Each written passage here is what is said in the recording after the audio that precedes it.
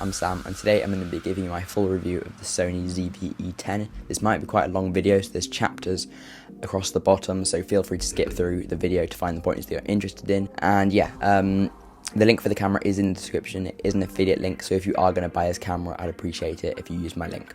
Now on to the review. So this camera is Sony's newest camera. It came out about a month ago and I've had it for about 2 weeks.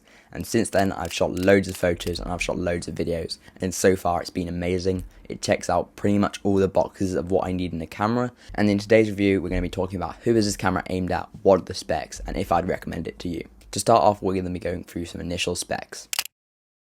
It has pretty much the same body as Sony's A60000 line. It has a Sony APS-C size sensor. It's compatible with all Sony E-mount lenses. It does not have any form of viewfinder, and it has a flip out and rotating screen.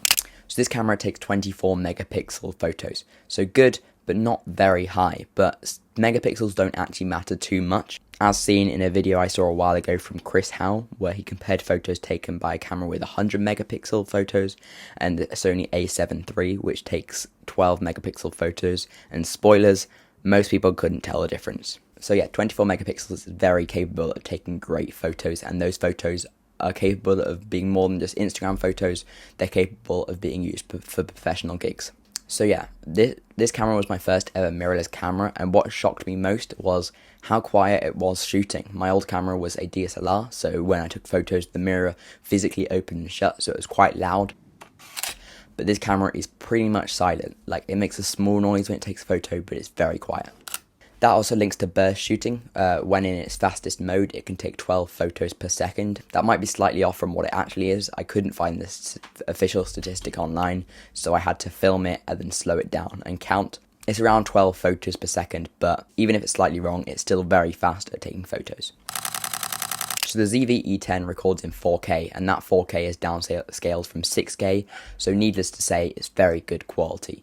And this whole talking head is being recorded on the camera, so you can decide for yourself if it looks good. So it records 4K in 25 frames per second. It also records 1080p HD in 25, 50, and 100 frames per second. So yeah, there's lots of options for resolution and frames per second. So yeah, resolution isn't the only thing for good footage. It isn't going to be good if it's out of focus, so the autofocus is very important. And so far, the autofocus has been quick, accurate, and reliable. When it locks onto your eye, it stays on it. You can move around and it stays tracking your eye and stays in focus quickly. And even though the autofocus is in the video section of this video, the autofocus is also amazing for photos, and I use it 90% of the time now. So this camera does not have any form of sensor shift stabilisation. Sensitive stabilisation is where the sensor physically moves to get rid of any bumps in the camera's video, but this camera does not have it. It has two options for stabilisation. It has standard and active.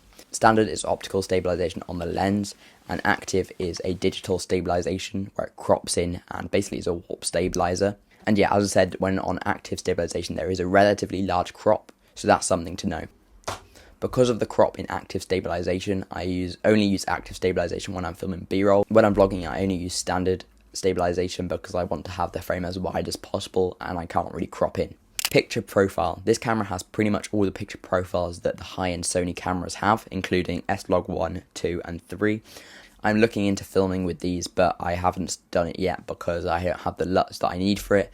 If anyone knows anything about that, leave it in the comments because any help would be appreciated.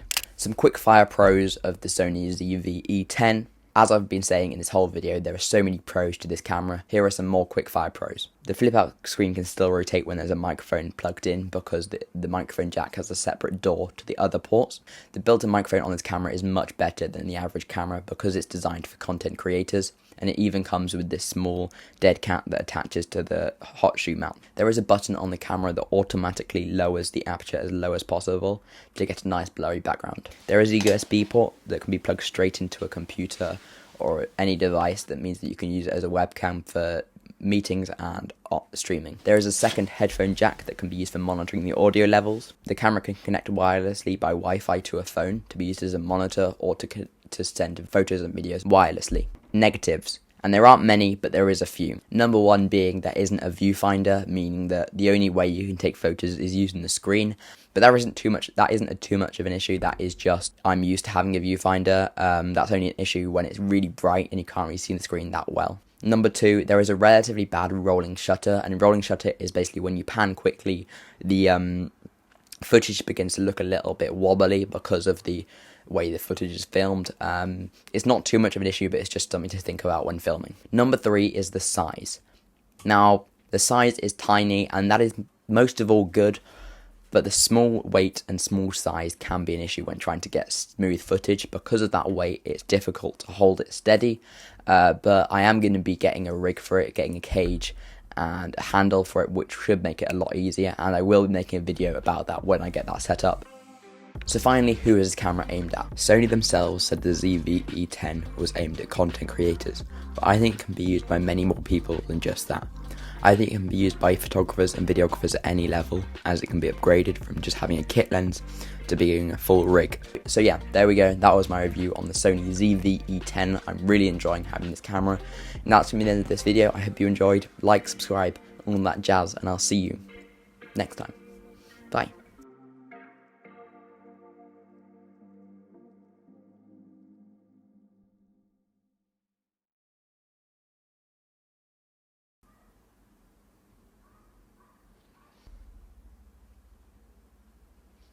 Thank you for watching. Goodbye.